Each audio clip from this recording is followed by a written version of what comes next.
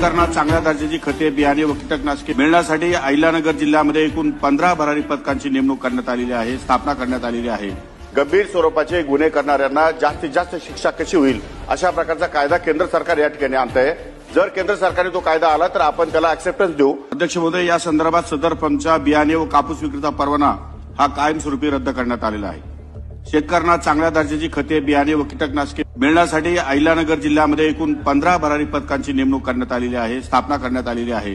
अध्यक्ष महोदय, सन्माननीय सदस्य वडेट्टीवार साहेबांनी या ठिकाणी सांगितलंय की अशा प्रकारचे तालुका पातळीवरचे जे काही अधिकारी आहेत ते कमी करण्यात आलेले, पण तसं करण्यात आलेलं नाही। अध्यक्ष महोदय, भरारी पथके हे जिल्हा पातळीवर आहेत आणि तालुका पातळीवरचा एक अधिकारी कायमस्वरूपी या संपूर्ण याच्यावरती देखरेख ठेवण्यासाठी या ठिकाणी आपण त्याला ठेवलेलं आहे, त्यामुळे त्याला कमी केलेलं नाही। नंबर 1। नंबर 2, या संदर्भातला गंभीर कायदा करण्यासंदर्भात केंद्र शासन विचाराधीन आहे। केंद्रीय कृषी मंत्र्यांनी याची घोषणा केलेली आहे की लवकरात लवकर कायद्यात अमेंडमेंट करून गंभीर स्वरूपाचे गुन्हे करणाऱ्यांना जास्तीत जास्त शिक्षा कशी होईल अशा प्रकारचा कायदा केंद्र सरकार या ठिकाणी आणत आहे।